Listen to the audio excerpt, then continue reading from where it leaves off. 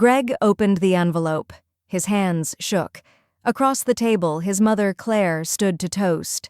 To building from scratch, with invisible hands that paid the bills. Nicole, his wife, went pale. Her father leaned in. "What the hell is your mother-in-law talking about?" That was the moment everything unraveled. "All right, before we dive into this crazy story, do me a favor, subscribe and tell us where you're watching from." She said, "Just don't embarrass me today, okay?" And that's when I knew I'd been erased. Claire's mascara wand paused mid-stroke. She blinked once, then twice, watching her reflection soften in the vanity mirror of her guest room. Outside, laughter floated up the staircase, warm and hollow. The clinking of glassware, the thud of designer heels, the rustle of floral arrangements, each sound stitched a quiet panic under her skin. Her throat tightened, not from nerves, but from the startling clarity of Nicole's voice still ringing in her ears. "Don't embarrass me today." The words were coated in polite venom. The scent of rosemary and roasted lamb drifted up from the kitchen. Her recipe, her roast, the one she'd started at 5:30 a.m. Greg didn't have the time, Nicole didn't have the technique, but Claire had the tradition. She wiped her fingers on the embroidered cloth napkin she'd monogrammed herself and reached for the silk beige shawl laid out on the bed. "Beige will photograph better against the tablescape," Nicole had said breezily, eyes already on her Pinterest board. It wasn't a suggestion. As she descended the stairs, the world muted around her. The chandelier glimmered, casting soft golden tones over the hand-painted wallpaper Claire had helped them select from a Charleston interior design firm. Greg had been overwhelmed with the choices. Nicole had seemed distracted. Claire had flown in twice for consultations. Still, her name had never made it into the "thank you" Instagram caption. She caught sight of herself in the hallway mirror, poised, perfectly understated, and nearly invisible. Her dress blended into the walls. In the kitchen, Nicole was fussing over dessert plating, her diamond studs flashing each time she leaned in. Her tone was syrupy sweet for her mother, who beamed in a satin blush sheath, holding court with a glass of Napa Reserve. Claire placed a serving dish on the buffet line, unnoticed. The caterers, ironically paid in part from Claire's American Express, nodded respectfully at her. She nodded back, smiled faintly, and returned to her silent orbit. As guests settled into the dining room, Claire took her assigned seat at the far end of the 12-foot mahogany table. The seat cushion was firmer than the others. No charger plate, no personalized menu card. Across the table, Nicole's parents shared anecdotes about Nantucket, art fairs, and Greg's entrepreneurial spirit. They toasted, glasses raised high, to Greg and Nicole, who built everything from scratch. Claire's fingers curled under the napkin in her lap, the fabric slightly crinkling. She stilled. She felt it then, the unmistakable fold of paper, tucked discreetly beneath the linen.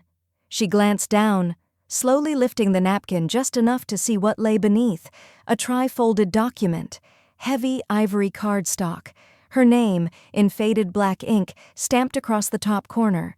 It was Nicole's prenuptial agreement, the same one Claire had offered to fund the legal review for years ago, the same one Nicole had once called just a boring formality, the same one Greg had shoved in a drawer and pretended didn't exist. Claire's breath caught. She slipped the paper discreetly onto her lap, eyes still on the wine glass in front of her. Her lips parted slightly as the words on the first page came into focus. There, in paragraph 4, typed in cool legalese, was the clause she remembered and Nicole likely forgot. In the event of public misrepresentation or willful denial of material contributions made by the mother of the groom, the beneficiary, Nicole, redacted, shall forfeit all claims outlined in sections 3 and 5. Public misrepresentation. Claire looked up, her gaze landing softly on Nicole, who was mid-laugh beside her father. Nicole leaned in to whisper something to Greg, hand on his arm, face lit like she'd won something. Claire smoothed the napkin back into place, folding the paper quietly beneath her palm. The moment didn't call for fireworks. Not yet. Instead, she lifted her glass to her lips and drank deeply, like a woman savoring the opening lines of a very long, very satisfying symphony. Claire lowers her gaze again and gently presses her fingers against the folded paper. Her smile is unreadable. The room fades to background as she whispers to herself, "So they think they built it from scratch. I gave them silence for years. That was my biggest mistake." Claire traced the edge of her teacup, the porcelain warm against her fingertips, the scent of orange pekoe mingling with the soft lavender drifting from the open window. Across from her, the lawyer had folded his hands, waiting, but she wasn't listening anymore. Not to the updates, the numbers, or the language of leverage. Her mind had already drifted back, to that spring afternoon, 5 years earlier, when Greg called and said, "Mom, we found it. The house." His voice was lit with something rare, hope. Claire had dropped everything, driven 2 hours south, and stood on the cracked concrete driveway of a colonial fixer-upper, seeing not chipped siding or overgrown hedges but roots. A future. Nicole had been 6 months into a new job. Greg was still freelance. The down payment was a stretch even with both their salaries. Claire had said simply, "I've got it covered." And she had. A wire transfer the next morning, $120,000 from a savings account she'd never touched except for emergencies.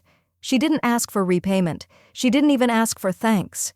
But she remembered Nicole's tears that night, grateful, messy, genuine. She remembered Nicole reaching for her hand across the kitchen table, saying, "You're more of a mom to me than my own." She wouldn't even co-sign on my grad school loans. Claire had paid those too. Quietly. Completely. Nicole had called her mom then, as easily and as warmly as if it had always been true. But time, like fresh paint, covers everything if you let it. Now Claire's invitations arrived late or not at all. When they did come, they were group texts, impersonal, transactional. She'd walk into rooms she'd once helped furnish, bringing pies or table linens, only to be met with polite smiles and careful distance. She wasn't a mother anymore. She was the helper. One Thanksgiving, she arrived an hour early with her cranberry orange stuffing, only to find Nicole's mother already seated at the kitchen island, sipping Prosecco and suggesting sage placements. Claire had set her dish down, unacknowledged, and quietly started arranging napkins. Nicole's mother had looked up and said, "Oh good, someone who knows how to fold the corners," in a tone that could cut glass.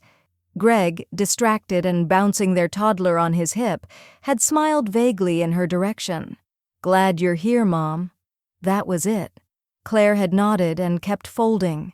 She learned over time to absorb the little humiliations, the way Nicole referred to her parents as the family when introducing them at events, the way Greg would say, "We figured it out ourselves," when people asked how they managed such a beautiful home so young.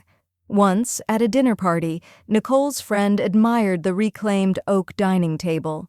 "We actually sourced it from a vintage mill ourselves," Nicole had said, completely straight-faced. Claire had nearly choked. She had driven that table down from Asheville in the back of her Subaru. She never corrected them. Not then. Not yet. But something changed the day she overheard Nicole on a phone call, laughing. "Greg's lucky my side brought the social skills," she said. "His side just brings casseroles and passive-aggressive Bible quotes." Laughter on the other end. Nicole again. "No, seriously, my mom says Claire means well, but she clings to things like a golden retriever with a bone." Claire had stood frozen in the hallway, her hand still clutching the guest towel she'd come to hang in the powder room. That night she didn't sleep. She sat at her old oak desk, flipping through file folders and tax records, tuition receipts, home wiring transfers, birthday checks, mortgage letters. Her silence had been currency, and they'd spent it like it was nothing. Now every memory had a price tag. At the next gathering, Nicole's mother clinked her glass and beamed at Greg. "You're lucky your side brought manners," she said with a smirk, "not just casseroles." Claire smiled politely, but beneath the table, her fingers curled. Tight. Calculated. This time she'd keep the receipt. "They treated me like a guest. In the house I paid for." Claire stepped through the front door and immediately felt it. Something hollow in the air. The scent of her rosemary candle, once ever present in the foyer, was gone, replaced by a sterile hint of eucalyptus and white tea. The warmth that used to greet her in layered textures and worn bookshelves had been stripped away. The house was colder now, not in temperature, but in soul. She held a small pie carrier in one hand, balancing it carefully while Greg locked up the garage. It was supposed to be a simple Sunday lunch, just them and the kids, Nicole had said. Casual. But as Claire walked into the living room, her steps faltered. The family photo that once stood beside the fireplace, Greg at 13, braces and all, standing between Claire and her late husband, was gone. In its place was a chrome sculpture of a twisting, abstract form. Her needlepoint cushion on the reading chair, replaced by a monochrome throw, the cherrywood sideboard she and Greg had found at a Savannah estate sale, vanished.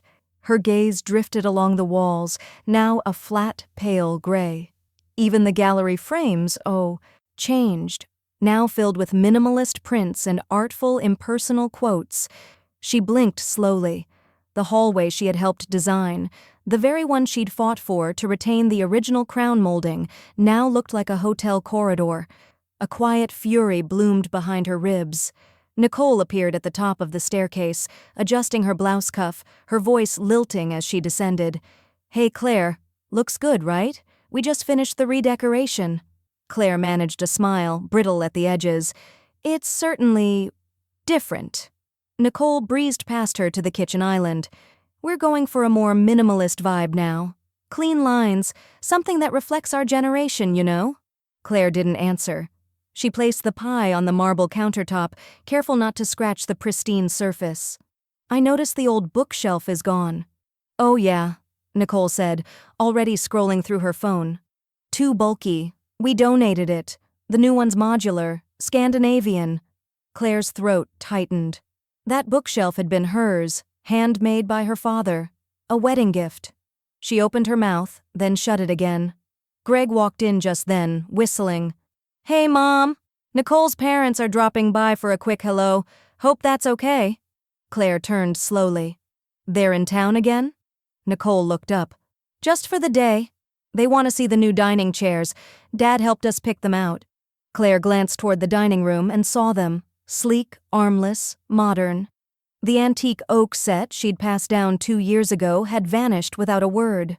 The silence around her deepened. She wandered down the hall, trailing her fingers along the wall where her framed embroidery had once hung. All gone. Even the small cross-stitch Greg had made in 2nd grade, a Mother's Day gift stitched with crooked red letters, had disappeared. Back in the kitchen, Nicole was laughing into the phone, her voice sharp with casual dismissal. "No, we cleared everything. Finally made the place feel like us." Claire stepped outside to the back porch, phone in hand, air cool against her cheeks. She didn't cry. Not yet. She simply scrolled through her contacts and tapped a name she hadn't called in years. "Janet, hi, I was wondering, are you still with Kendrick, Stiles and Moore?" The voice on the other end warmed. "Claire! Oh my gosh, yes! I head the estate division now." Claire exhaled. "Do you still have access to the grantor trust we set up back when Greg bought this place?" A pause. "I'd need to check the filing, but yes, you're still co-titled if that structure was never dissolved. Why?" Claire let the silence linger. The edges of her mouth curled, no longer brittle. "No reason," she said. "Just thinking about redecorating." An hour later, her phone buzzed with a message from Janet. "Confirmed. The house is still co-titled in a grantor trust under your name. They can't refinance, sell, or legally renovate structural features without your signature." Claire looked up at the sterile gray walls. "Not anymore," she thought. "She made a place card for me. In pencil." The name caught her eye before she even sat down. Claire. No E. Written in the faintest, tentative pencil strokes on a thin piece of off-white cardstock, positioned just beside the cutlery, half hidden under a gold-rimmed mimosa flute. Claire stood for a moment, watching the brunch unfold around her. Soft jazz piped through a Bluetooth speaker, mixing with the clink of forks on porcelain and the bright laughter of women in coordinated blush tones. Nicole flitted between them like a hostess auditioning for a magazine spread, touching shoulders, straightening napkins, pretending to be casual. Greg waved from the far end of the patio, distracted, already in conversation with Nicole's father about portfolio diversification. Claire didn't move. Finally, she sat, smoothing her dress and silently flipping the card. Nothing on the back. No assigned title, no mom, no Mrs. Wentworth, just that misspelled name, like an afterthought, erasable. Across the table, Nicole's mother leaned in, her teeth perfectly veneered. "Isn't this charming? Nicole really outdid herself with the details." Claire gave a polite nod, her eyes drifting to the centerpieces, eucalyptus and dried orange slices. Dull, soulless. Another Pinterest curation masquerading as personal style. When the dishes began arriving, Claire's hands curled in her lap. The aroma hit her first. Cinnamon, clove, a dash of nutmeg, and the unmistakable buttery crust that had once earned her blue ribbons at county fairs. Nicole lifted the dish with flourish. "This one's special. It's my mom's holiday pie recipe, passed down from her own mother. I begged her to make it again this year." Claire blinked. Nicole's mother smiled, demure. "It's nothing, really." Claire leaned forward slowly. The crimped edge of the crust, the light lemon glaze brushed across the top. Those weren't passed down from Nicole's grandmother. They were hers. From her spiral-bound recipe journal. Claire had baked that exact pie every Thanksgiving since Greg was 5. The air tightened around her, syrup sweet and suffocating. She reached for her water glass and took a steady sip, masking the heat blooming behind her eyes. She would not make a scene. She would not ask questions to people rehearsing their lies. "Delicious," someone murmured. Nicole beamed. Claire let the flavors hit her tongue. Still perfect, because she'd perfected it, and they didn't even know. Later, as the gathering fizzled into polite goodbyes and social media photo ops, Claire slipped into the hallway for some air. Her heels clicked softly on the new tile floor. Nicole had replaced the wood last month. Cheaper, easier to clean. "More modern," she'd said. Claire stepped outside, phone in hand. She hadn't intended to look, but her thumb drifted to the familiar icon. Nicole's Instagram. The latest post, uploaded just an hour before the brunch, featured a filtered shot of the tablescape, twinkling fairy lights, the pie dead center. Caption: "Everything you see, we built from scratch, with no help. Grateful sa legacy, sa family first." Claire stared at the screen. For a moment, she didn't move. The chirp of birds above her, the low hum of distant traffic, the sting of unsaid things pressing against her ribs, her pie, her money, her house, and now, her story, being repackaged and sold under someone else's name. She tucked the phone away, calm now, almost serene. They thought she was finished. A prop at brunch, a quiet fixture to place where convenient. But names written in pencil could be rewritten. And erased names? They had a way of reappearing, this time in ink. Claire walked back inside, cool and composed, her mind already moving. Tomorrow she'd begin printing. Old photographs, family letters, bank records. This wasn't about brunch anymore. It was about authorship. They feared embarrassment. I feared forgetting who I was. The storm didn't come with thunder. It came with a manila envelope, dusted at the edges, pulled from the back of Claire's cedar-lined filing cabinet, wedged between tax returns and the letter Greg wrote her from summer camp in 1998. She stared at it for a moment before opening it. Not like you'd open something dangerous, but something sacred. Inside, the original prenuptial agreement, signed and notarized just 2 weeks before Greg's wedding. Claire's name in block print on the final page, under the section marked third-party financial contributor. Her pen had trembled that day. She remembered. Nicole had insisted it was just a safeguard, something her parents suggested, not even legally necessary. Back then, Claire had funded the $3,800 in legal fees, Nicole's lawyer included. A gift, Nicole had called it. She skimmed the document now with calm, surgical precision, eyes scanning for what her heart had remembered, but her mind needed confirmed. Section 9, Disclosures and Truth Clause. Claire sat forward. In the event that the financial contributions of any named third party are willfully denied, dismissed, or misrepresented in a public forum, any beneficiary protections outlined in this document are subject to immediate legal forfeiture. And there, next to the clause, Nicole's signature, full legal name, 2 initials, the same flourished N she now used on custom stationery. Claire stared at the page, blood roaring behind her ears. She stood, walked to the window, and watched 2 cardinals flit across her bare winter garden. They had called her forgettable, erasable, but the paper said otherwise. That night, under the soft hum of her reading lamp, she picked up the phone and called Janet. "Yes?" Janet sounded groggy. It was nearly 10 p.m. "I need to reactivate the prenup," Claire said calmly. A pause. "Claire, that hasn't come up in years." "It's coming up now," she said. "Section 9. The truth clause. It was never dissolved, correct?" "No, technically it still stands. But to use it, there has to be demonstrable public denial. Proof, not hearsay." Claire walked to her desk, opened her laptop, and clicked open Nicole's Instagram again. The caption blinked at her, smug and curated. "Everything you see, we built from scratch, with no help." "I have the proof," Claire said, dragging the photo into a labeled folder. "And I have more coming." She ended the call, then reached for the antique letter opener her late husband had gifted her the year Greg was born. She slid it beneath the next envelope on her desk. A print order confirmation. Dozens of photos, documents, and handwritten notes were en route. Claire wasn't building a case, she was building a reckoning. 2 days later, she met Janet at the firm's office.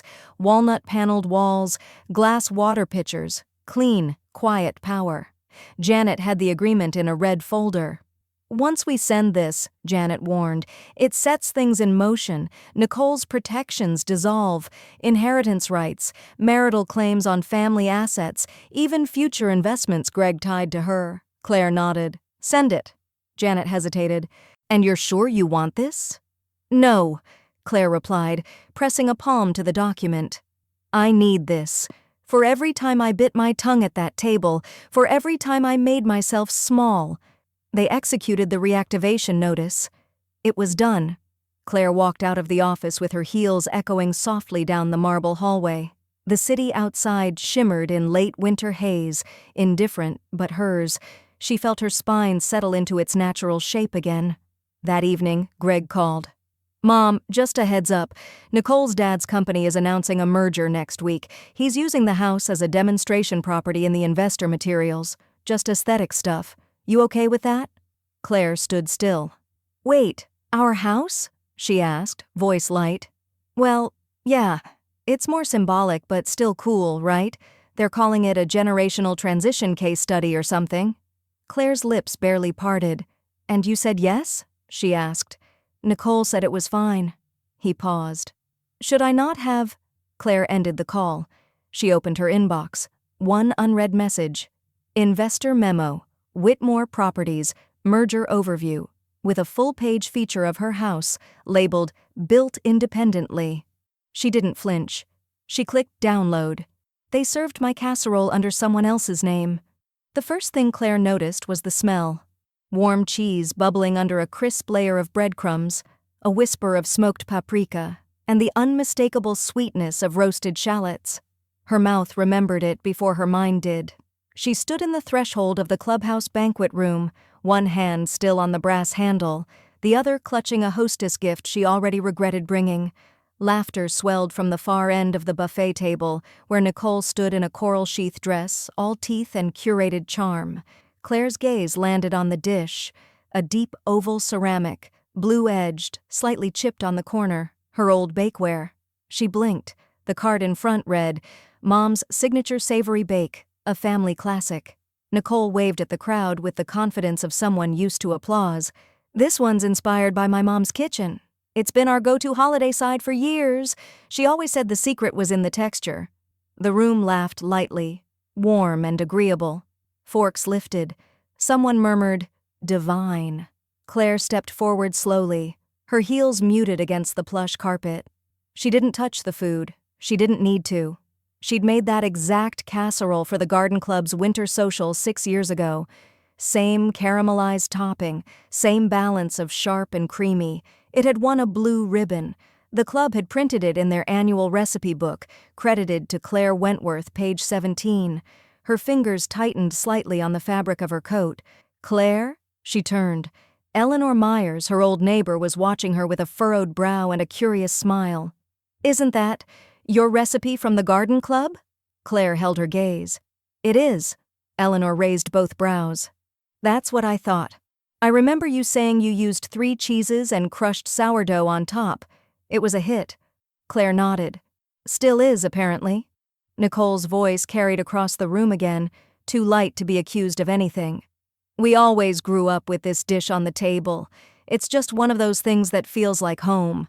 Claire smiled tightly, her jaw stiff. The only home Nicole ever ate it in had been hers. On her dishes, at her table. As the brunch wound down and guests picked at pastries and second coffees, Claire drifted toward the buffet. She picked up the serving spoon and gently turned the top crust, revealing the browned edges of Gruyère and the hand-whipped bechamel she always thickened with just a hint of Dijon. Nicole appeared beside her, beaming. "Did you try it?" she asked, feigning innocence. "Mom was so flattered when I told her I wanted to use her recipe." Claire turned slowly. "Which mom?" Nicole blinked. "Sorry? You said it was your mom's kitchen that inspired it, but I don't remember your mother cooking much beyond microwave asparagus." Nicole's smile tightened, eyes flicking toward the still-gathered guests. "Claire, it's not that serious, it's just a dish." Claire leaned in, her voice low and warm like honey. "It's never just a dish, it's memory, it's effort, and in this case it's intellectual property." Nicole laughed, too loud, too sharp. "You can't copyright a casserole." Claire raised a brow. "Can't you?" Nicole hesitated. Across the room, Eleanor caught Claire's eye again. She nodded once, knowingly. Claire reached into her purse and withdrew a worn index card, yellowed at the corners, the ink slightly faded but still legible. Her handwriting, tight cursive, blue ink circled in the upper right corner, copyright 2017, Claire Wentworth. The Garden Club had required it for publication. Nicole's face paled slightly. Claire smiled softly. "Yes, and I still own the original recipe card, with my copyright." She tucked the card back into her purse, her expression unreadable. As she turned to leave, her phone buzzed. A message from her lawyer. "They've just used the house image in an online ad campaign, without consent. Want to proceed?" Claire didn't hesitate. She replied, "Yes, time to start collecting." "I stopped asking for space. I started creating it." Claire stared at the blinking cursor on her laptop screen, her fingers hovering over the keys like they were waiting for permission. The house was quiet, save for the ticking of the antique clock above the mantel, one of the few things she still had that hadn't been quietly replaced or repurposed by someone else's taste. She didn't know what made her do it that night. Maybe it was the casserole, or the erasure of her name. Or maybe it was that photo ad campaign, where her front porch, painted with the brush she held herself on a humid June day, was now being used to sell someone else's legacy. The blog setup was simple. Clean white background. A deep blue header. She typed the title without hesitation. Beneath the Surface. She'd spent decades smoothing the surface, polishing silverware, folding linen napkins, writing tuition checks, biting her tongue. But this was hers. No beige dresses, no filtered captions, no smiley place cards written in pencil. Her first post began quietly. "My name isn't important, but what I gave is..." She wrote about a house, their house, purchased with 6 figures wired from a widow's savings, about the down payments, the tuition bills, the lawyer's retainer. She wrote about casseroles cooked in silence, stories stolen and resold. She didn't name names. She didn't need to. Each paragraph bled dignity, not bitterness but truth sharpened to elegance. She hit publish before she could overthink it. Then, for the first time in months, she slept soundly. By the next morning, the post had been shared 18 times. A quiet trickle. Claire made tea and ignored it. She wrote again the following evening. They said we built it from scratch. I watched them scratch out my name first. She uploaded a scan of a thank you note from Nicole, dated 2016, thanking her for covering the last chunk of tuition. Your kindness saved me. Claire let the document speak for itself. Within a week, the blog had a modest following, mostly women, many older, all with stories. The comment section became a garden of quiet resonance. One user wrote, "It's like you're writing what I never had the guts to say." Another, "My daughter-in-law did the same. Erased me, then repackaged me." Claire never replied. She didn't need to. Her words were doing the work now. She kept writing, short essays, photos of receipts and recipes, screenshots of digital edits showing how easily truth is deleted online. And still, no one knew who she was. Until the 8th post went viral. It was titled, "The Guest Who Paid for the House." It opened with a simple question. What happens when the woman who helped build the foundation is only invited back to admire the walls? It struck a nerve. Tens of thousands of views overnight. Emails began flooding the inbox tied to the blog, one from a retired librarian in Maine. "I had to sell my car to pay for their wedding. I wasn't invited to the rehearsal dinner." Another from an ER nurse in Austin. "They used my cancer recovery fund to buy a baby stroller, then told their friends I didn't offer help." Claire read them all. Every word, every heartbreak. But what stopped her cold was the subject line that appeared 3 days later. "Local reporter, feature opportunity." The email was brief, respectful. "Hi, my name is Ava Meeks. I write human interest features for the Savannah Courier. We've been following your blog and our readers are asking, would you ever go public? Your story is striking, and it matters." Respectfully, Ava Claire sat motionless for a moment, the screen glowing back at her. She glanced at the framed picture on her mantel, Greg at 10 years old, holding a tiny pinewood derby trophy. Beside him she stood in a windbreaker, grinning like she had the whole world in her hands. And maybe once she did. She began to type a response, then stopped. Her phone buzzed, Nicole's name. Claire didn't answer. She looked back at the email from Ava. Her fingers hovered again, not trembling this time. Then, with calm intention, she typed, "Let's talk. She said I never invested in her, so I itemized." The cursor blinked against a white screen, cell A1, empty and expectant. Claire stared at it like it owed her something. A breath later, she began typing. Date, amount, purpose, method, proof, status. She wasn't angry. She wasn't even particularly sad anymore. This wasn't about rage. It was about record-keeping. Nicole had once said during a garden brunch, laughing too hard into a mimosa, "Well, Claire never really invested in me, not emotionally." The table had tittered. Claire had smiled, nodded, and pretended the hollandaise hadn't curdled. Now she clicked open her tax folders. 10 years of digital receipts, wire transfers, education expenses, boutique invoices.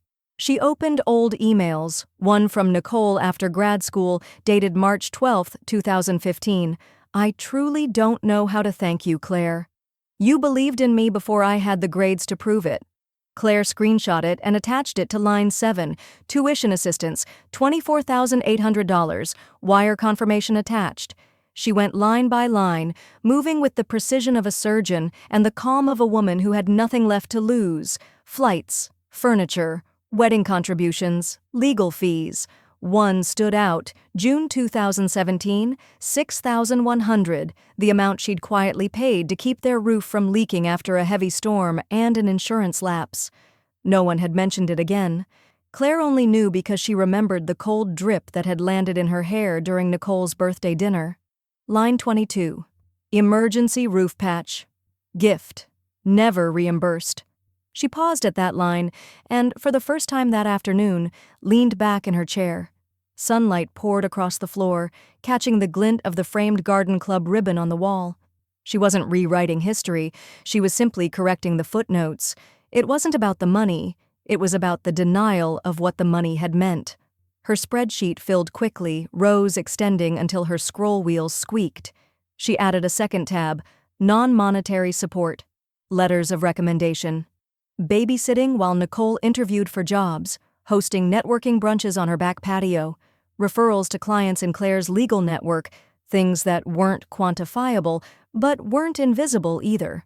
Her final addition, a photo of the original prenup with Section 9 highlighted. She added it like a signature at the bottom of a painting, proof of the clause now humming quietly behind every bank statement. She exported the file as a PDF, Investments by Claire Wentworth Final.pdf, and then she opened her contacts. Nicole's father, Henry Whitmore, a real estate magnate with a weakness for legacy optics. Claire had met him once at the rehearsal dinner. He'd barely shaken her hand. She attached the file to an email and stared at the screen. Subject, Investment Overview. Before you sign with her message, Henry, before moving forward on any financial partnerships, I thought you might appreciate this context. It seems transparency skipped a generation. C. Wentworth. She hit send without a second breath. Almost instantly the email marked, Read. Her pulse didn't even quicken. She stood, walked to the kitchen, and brewed a fresh pot of coffee. The house smelled of cinnamon and cedar. She hummed softly as the kettle whined. Her phone buzzed. It wasn't Henry. It was Greg. Mom, what did you do? Claire raised an eyebrow. Good morning, Greg. Nicole's dad just called. He backed out of the investment deal. Said she was financially dishonest. What the hell is going on? Claire stirred sugar into her mug. I assume he read the spreadsheet? You made a spreadsheet? I itemized, Claire said simply, since I apparently never invested in her. Greg was quiet. Then, you blindsided her. Claire sipped. No, dear. She just assumed I wouldn't look back. That was her mistake. She ended the call, stepped into her study, and opened her laptop. A new message was waiting. From Henry Whitmore. Subject. Respectfully, I had no idea. Would you be open to lunch? Claire stared at the screen, the corner of her mouth lifting. Let's see how they like being audited. She asked me not to humiliate her, but humiliation had already RSVP'd. Claire dabbed the corners of her mouth with the linen napkin, slow and deliberate, like a pianist preparing for a final movement. The dinner plates were half cleared, the wine flowing just enough to loosen everyone's posture, but not their pretenses. She hadn't spoken much all evening, just enough to be acknowledged, not enough to be remembered. Nicole had insisted on the formal setting. A vineyard reserve flown in from Napa, hired servers, gold-rimmed place settings over slate-blue runners, everything polished to perform, right down to the monogrammed menus that labeled the evening's final course as Heritage Fare, a tribute to family traditions. Claire nearly laughed when she read it, but she didn't. She folded the card and placed it under her glass.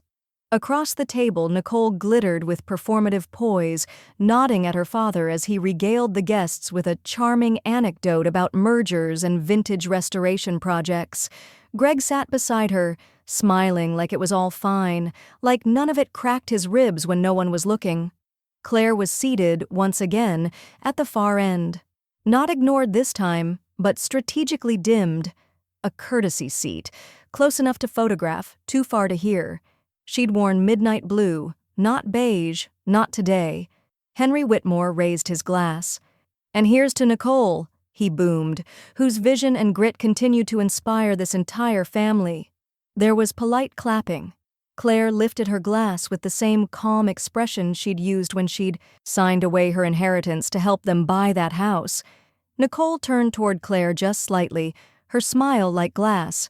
Claire, she said in that sing-song voice that warned of incoming control, why don't you say a few words? Short, please. We're moving into dessert.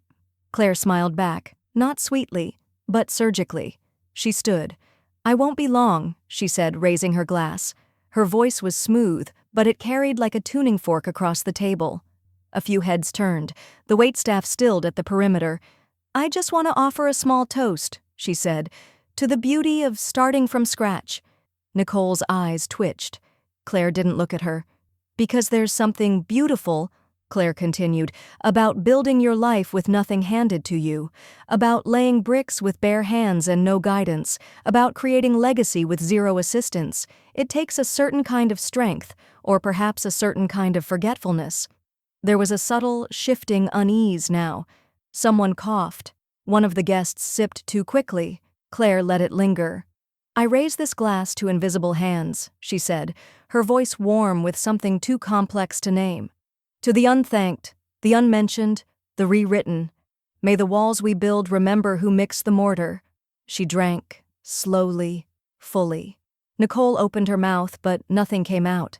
Greg looked between them, caught in the silence like a man realizing the trap had been there all along.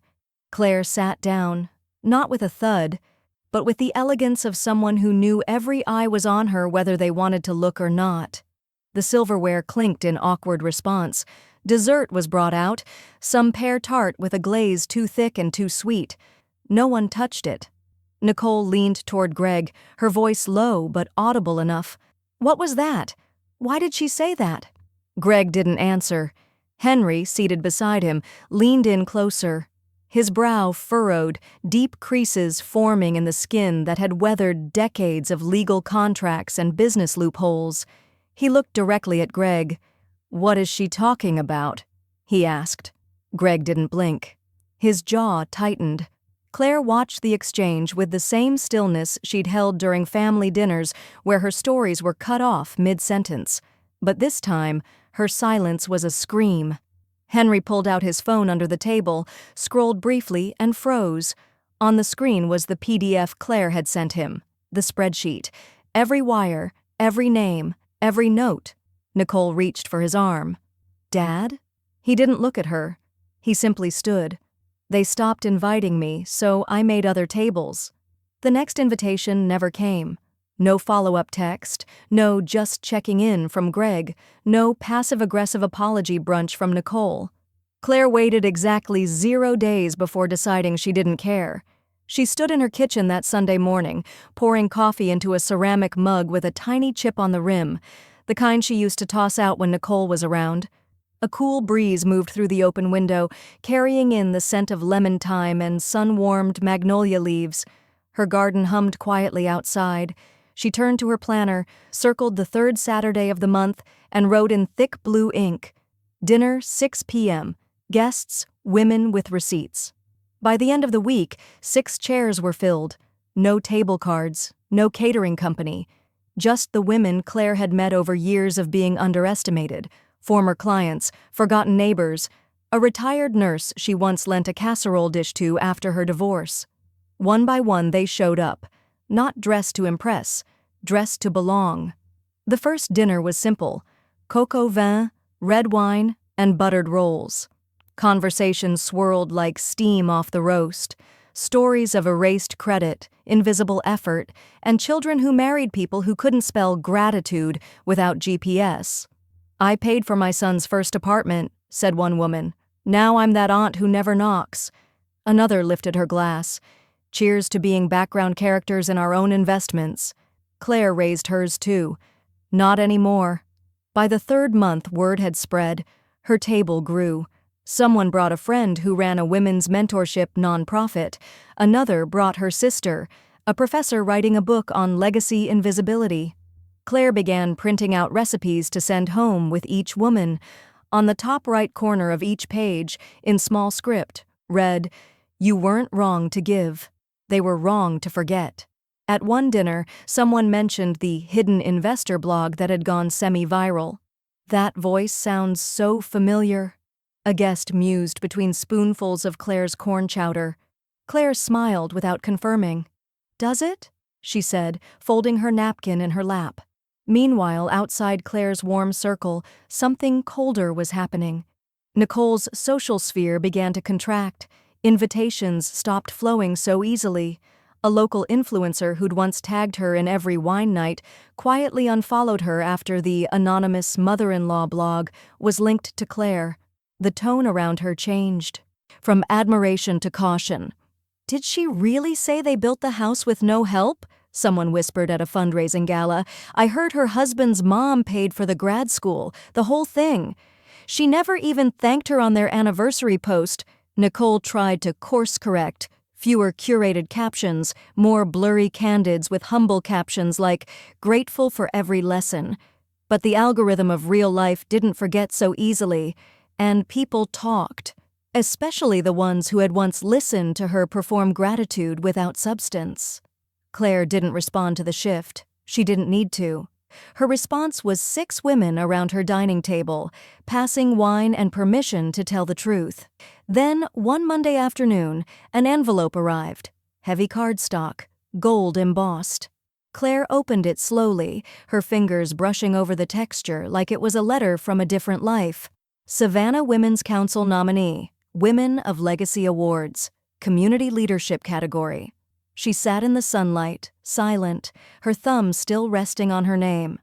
No +1 listed, no spouse field, just Claire Wentworth, nominated for creating safe, intentional space for women whose voices had been shelved.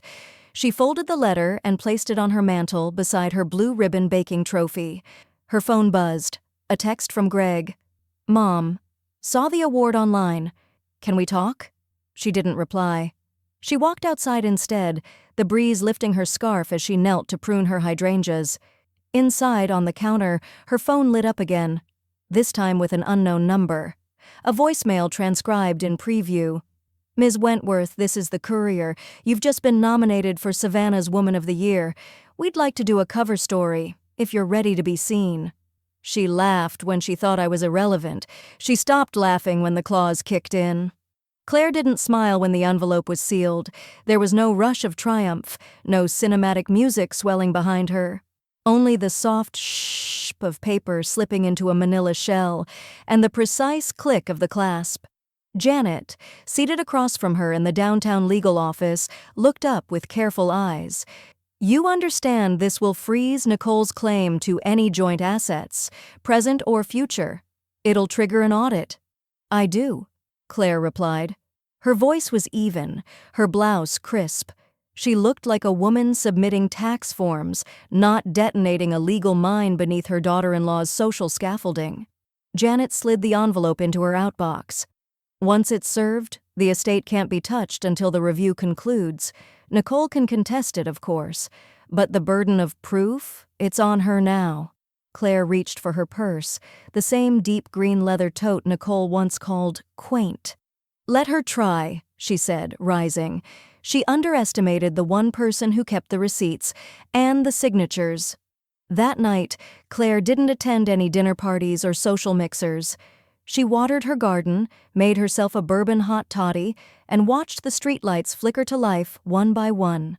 She imagined the moment Nicole would receive the envelope, how the world might tilt ever so slightly under her stilettos. By morning, the message had landed. Nicole stood barefoot in the kitchen, her silk robe slightly askew, a half-eaten grapefruit sweating on the counter. The envelope lay torn beside it. Her manicured fingers trembled as she reread the letter for the 3rd time. Notification of activation. Section 9, Prenuptial Clause Agreement. Effective immediately. All estate entitlements suspended pending formal review. She blinked, then turned on her heel. "Greg?" He walked in with his phone in hand, rubbing sleep from his eyes. "What's going on?" Nicole held out the letter like it might burn her. This is your mother. She's freezing the estate. She's invoking that clause." Greg took the letter, read it, and paled. She can't do this," Nicole said, pacing. "It was symbolic. She said it was just a precaution back then." Greg's voice was hoarse. "We signed it, Nick. We signed with her money." Nicole whirled. "So that's it? You're siding with her now?" "I'm not siding with anyone," he said quietly. "I'm trying to understand how we got here." Nicole threw up her hands. "We got here because she's petty, because she couldn't handle a little success that wasn't hers." But Greg didn't respond, because deep down, he knew the success had never not included her. Across town, Claire was pulling fresh lavender scones from the oven when her phone buzzed. A message from Janet. "Notice delivered. Certified confirmation received. Audit window begins Monday." She took a deep breath, closed her eyes, and let the smell of butter and herbs fill the room. This was what justice smelled like. Not metallic or cold, but warm, slow, and earned. That evening, she was brushing crumbs from the dining table when the knock came. Not loud, just uncertain. She opened the door. Greg stood on the porch, holding the letter. "Mom," he said quiet. "Is this real?" She looked at him. The boy who once brought her wilted dandelions with muddy hands, who used to ask for stories before bed even after he was too old, the man who had let her become a ghost in the house she built. She nodded. "It's real." He exhaled, looking down at the paper. "Why now?" Claire stepped aside and let the silence hang between them like a curtain being drawn. "Because," she said finally, "sometimes silence protects people, and sometimes it enables them." Greg swallowed hard. "You're not backing down?" She tilted her head. "Did she?" Greg looked down again, his voice barely audible. "She's calling a lawyer. She's saying you're making this personal." Claire's eyes didn't waver. "She made it personal," she said, when she erased the truth. And then, from the living room, her laptop pinged. An email. She walked over and opened it. Subject: Feature confirmed. Front page: The Invisible Investor. Your photo shoot is scheduled. They called me controlling. I called it accountability. The lights were warmer than Claire expected. Not harsh, not intrusive, just a soft glow that bathed the powder blue backdrop of the news studio.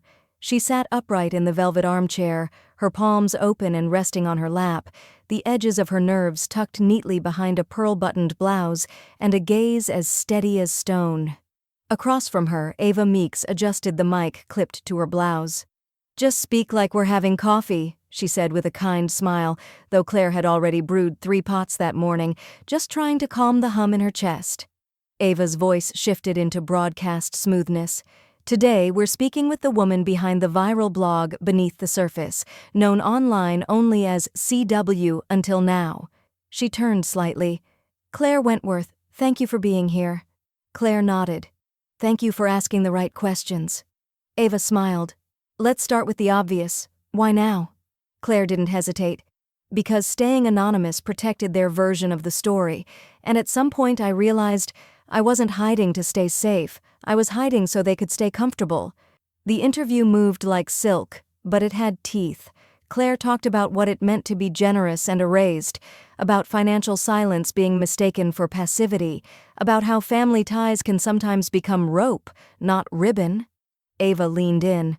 "They say you did all of this out of bitterness." Claire tilted her head, unbothered. "Number bitterness is reactive. This was proactive. I kept records, not grudges." Laughter off camera. Ava blinked, caught slightly off guard by the sharpness beneath the elegance. The final segment aired 3 hours later. By morning, the headline was everywhere. "Local blog reveals, secret angel investor. Was the mother-in-law all along?" The invisible investor began trending regionally, then nationally.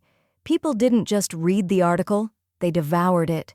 They quoted her words, shared her blog screenshots, podcasts picked it up. Women called in crying, others laughing, a few admitting they'd started their own spreadsheets. Claire's inbox exploded. An email from her high school history teacher: "You always wrote with fire. Now you're wielding it." Another from a nonprofit board: "Would you consider speaking at our next Women's Leadership Summit?" But one stood out. Subject: Memoir opportunity. Let's make this bigger. From Linda Rushing, senior editor, Thorne and Thatcher Publishing Message.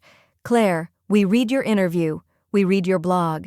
Your voice is clear, unapologetic, and long overdue in American nonfiction. Have you considered a memoir? 1 part reckoning, 1 part roadmap. The story of a woman who kept the lights on while they took the credit. Let's talk."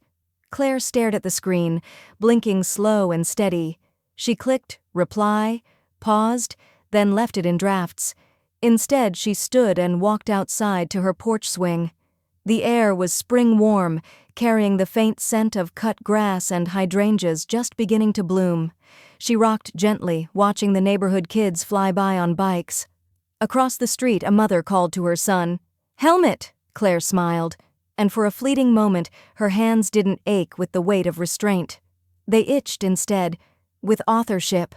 The house behind her stood taller now, not because the shingles were perfect or the windows spotless, but because she'd finally named what it cost to build it. The doorbell rang. She rose and opened it. Nicole. No makeup. Wrinkled blouse. eyes rimmed in something that looked more like panic than remorse. Claire didn't speak. Nicole did. "Can we talk?" Claire stepped aside. "About what? The version you told? Or the one you stole?" Nicole flinched. "Greg's freaking out. His job's watching this unfold. My name is everywhere." Claire folded her arms. "My name wasn't. For years. You didn't mind then." Nicole looked up, almost whispering. "What do you want from me?" Claire exhaled. "Nothing." A pause. "But the world? It wants the truth. And this time I'm giving it to them." As Nicole stepped back onto the porch, Claire's phone vibrated again. This time, a number she didn't recognize. Voicemail transcription. "Claire Wentworth, this is NPR. We'd like to invite you on air for our Women and Wealth series. Your story's rewriting what legacy looks like. Say yes." She wanted applause. I gave her a spotlight, with context. It started with a ping, then another, and another. Claire's phone buzzed relentlessly as she stood in the aisle of the local florist, thumbing through tulips for the Sunday table. At first, she assumed it was more fanfare from the courier feature, or perhaps a follow-up to the NPR request, but the notifications weren't coming from her inbox. They were coming from tags. Hundreds of them. She scrolled. The Silent Hair had posted a 43-second video clip to TikTok. It was Claire, standing at that formal dinner table in her navy dress, wine glass raised, but the edit was layered now with black and white overlays, captions, and soft piano music that gave her words weight that pulsed in your chest. "To building from scratch," Claire said on screen. Caption: "Claire Wentworth, silent investor, disinvited grandmother, erased matriarch, with generous, invisible hands." Caption: "She paid for their house. She paid for graduate school. And then they erased her." The video cut to a photo of the Beneath the Surface blog homepage, followed by screenshots of Nicole's Instagram captions claiming independence and Claire's blog receipts quietly disproving them. By nightfall, it had 1.6 million views, and it hadn't even been 12 hours. Claire sat at her kitchen island as the world tilted in her direction for the first time in decades. She clicked the hashtag #TheInvisibleInvestor and found thousands of posts, stories, stitches, reactions, women, men, journalists, therapists, grandparents.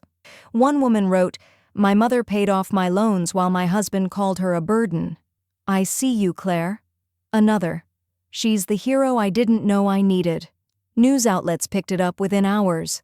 Viral video unmasks family power imbalance. Erased matriarch becomes voice for the silenced.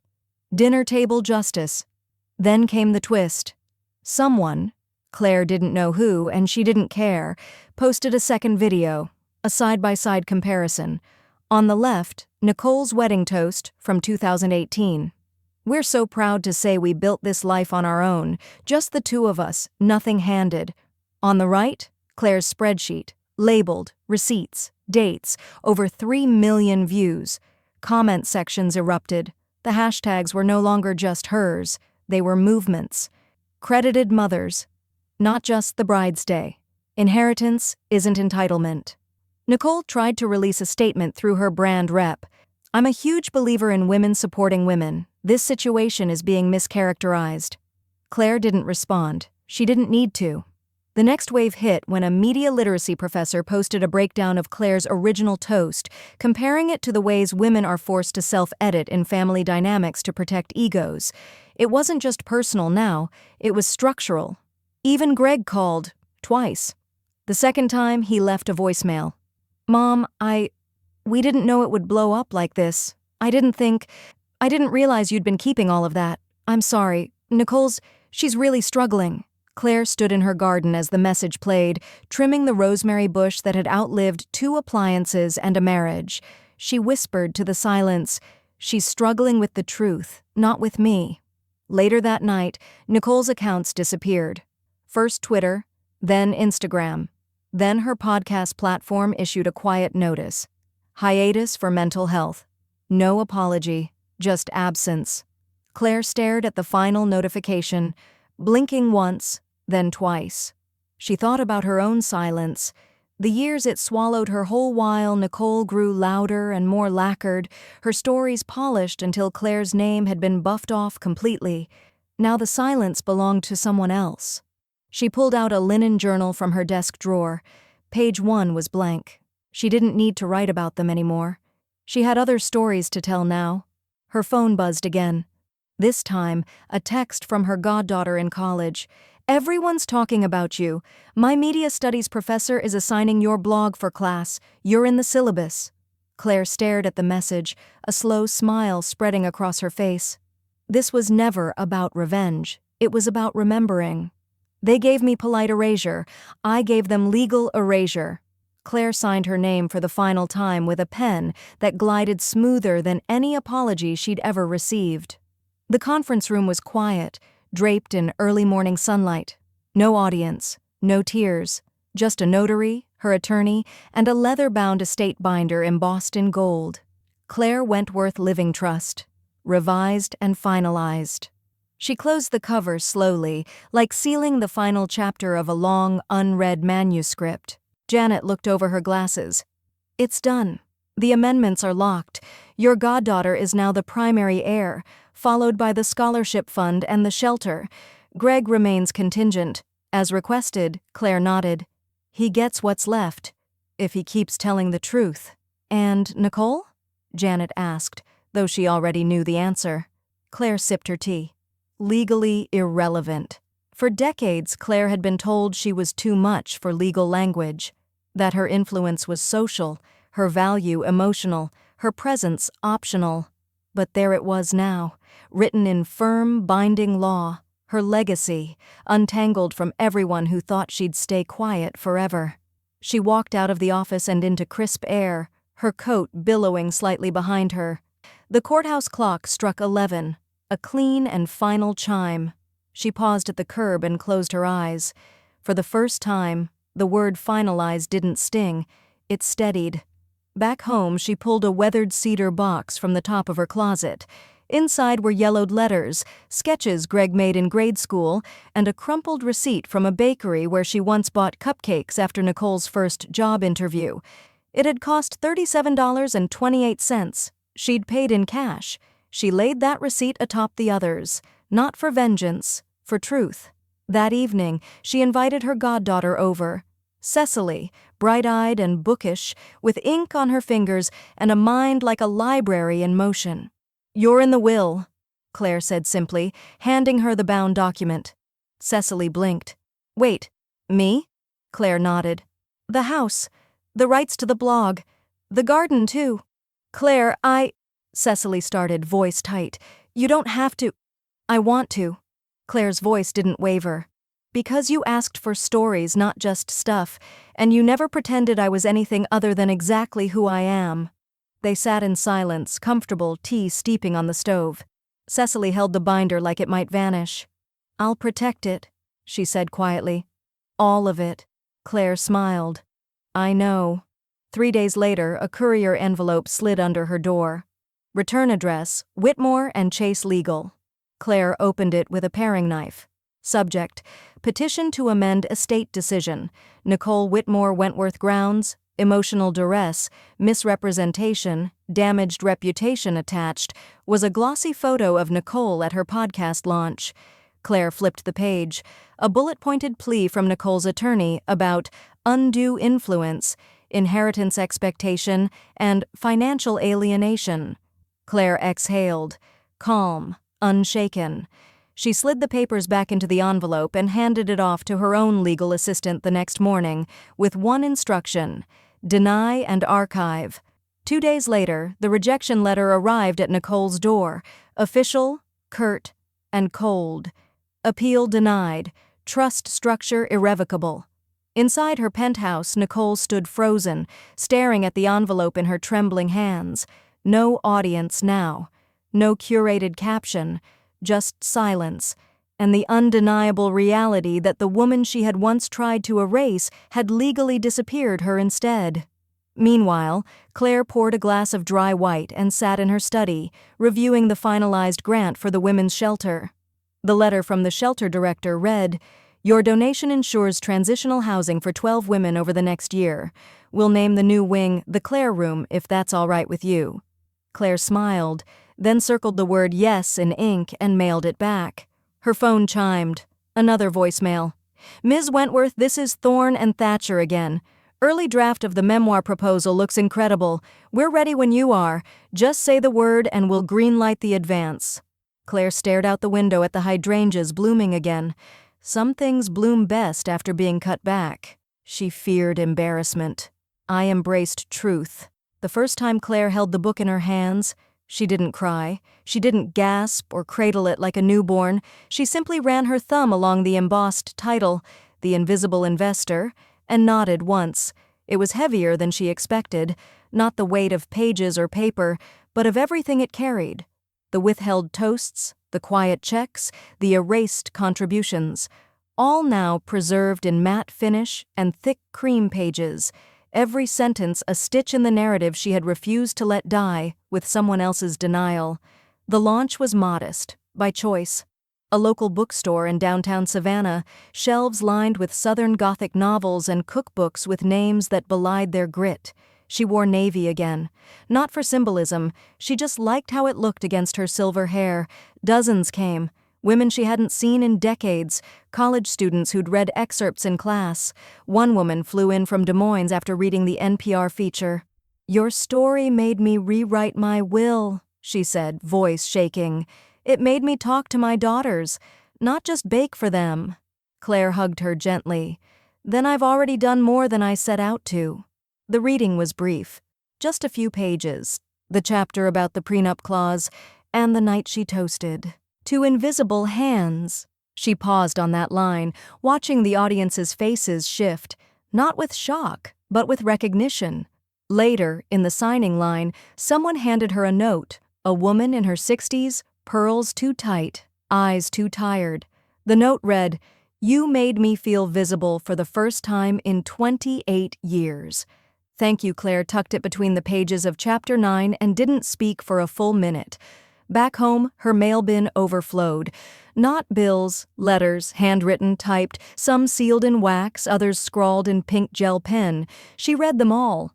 From Iowa. "I put my son through med school. His wife says we got lucky. Thank you for showing me I wasn't imagining it." From Vermont. "You taught me it's okay to say, I built this too." From Dallas. "My family told me to be grateful they let me help. Now I'm reclaiming the land I gave them. Literally." Claire placed each letter in an archival box labeled Echoes. Greg eventually called again. Not to argue, just to say, "I read it. I wish I'd asked sooner." Claire had paused, then said, "It's not too late to remember, but don't ever try to rewrite." Nicole didn't call, but Claire heard through a mutual friend that she'd started counseling, closed the podcast, quietly pulled her name from the board of the startup she'd once called her legacy project. At a local charity luncheon, Claire stood on a stage beside the director of the women's shelter, now expanded and freshly painted with a plaque by the door, "The Claire Room, in honor of the unseen builder." Claire spoke just 2 sentences. "I was asked not to embarrass anyone, so I chose to honor everyone who's been quietly edited out instead." The room rose in applause. Weeks later, her memoir hit the regional bestseller list. A publisher emailed about foreign rights. A documentary team from PBS sent an inquiry. But Claire didn't care about screen deals or segments. She cared about shelves, libraries, high school reading lists, mothers handing the book to their daughters and saying, "Start here." And perhaps, more importantly, daughters handing it back to their mothers and saying, "I see you now." On the day the second printing was announced, Claire stood in her kitchen, barefoot, sipping chamomile tea. A breeze slipped through the open window, rustling the handwritten letters pinned to the corkboard beside the stove. She didn't feel erased anymore. She felt permanent, not loud, not vengeful, documented. She wanted silence. I gave her history instead.